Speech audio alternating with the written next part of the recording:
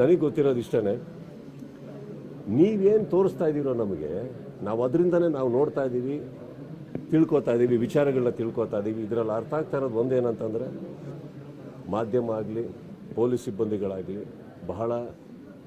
ಬಹಳ ಒಂದು ನಿಮ್ಮ ಪ್ರಯತ್ನಗಳನ್ನು ಹಾಕಿ ಸತ್ಯಾಂಶಗಳು ಹೊರಗೆ ಬರಬೇಕು ಅನ್ನೋ ವಿಚಾರದಕ್ಕೆ ನೀವು ತುಂಬ ಗೌರವಿಸಬೇಕಾದಂಥದ್ದು ಏನಂದರೆ, ತುಂಬ ಕೆಲಸ ಮಾಡ್ತಾಯಿದ್ದೀರಿ ಎಲ್ಲರೂ. ಅದನ್ನು ಎರಡನೇ ಮಾತೇ ಇಲ್ಲ.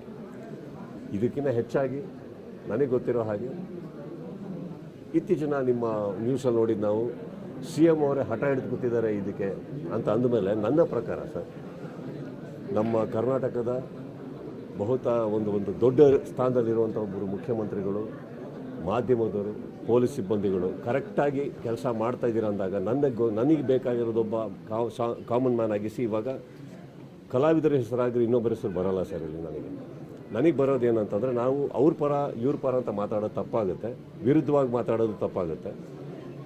ಆ ಫ್ಯಾಮಿಲಿಗೆ ನ್ಯಾಯ ಸಿಗಬೇಕು ಸರ್, ಆ ಹೆಣ್ಮಗುಗೆ ನ್ಯಾಯ ಸಿಗಬೇಕು.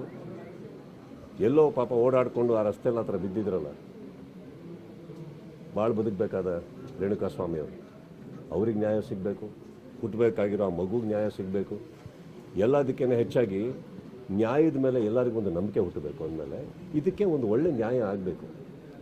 ಇಷ್ಟು ಹೇಳಬಲ್ಲೆ ಹೊರತು ನಮಗೆ ನೀವು ತೋರಿಸಿರೋದು ನಮ್ಗೆ ಏನು ನಾವು ನೋಡ್ತೀವಿ. ಆ್ಯಕ್ಚುಲಿ ಪ್ರತಿಯೊಂದು ನಮಗೇನು ವಿಚಾರ ಗೊತ್ತಿದೆಯೋ, ನಾವೇನು ಸ್ಟೇಷನ್ ಒಳಗಿಲ್ಲ, ನಾವೇನು ಯಾವ ಸ್ಥಳದಲ್ಲೂ ಇಲ್ಲ, ನೀವೇನು ತೋರಿಸ್ತಾ ಇದ್ದೀರಿ ಅದನ್ನು ನೋಡ್ತಾ ಇದ್ದೀವಿ. ನಾವು ಭಾಳ ಸ್ಪಷ್ಟತೆಯಲ್ಲಿ ಹೇಳ್ತಾ ಇದ್ದೀವಿ. Of course sir, everybody's heart goes out to that family, and not only that family.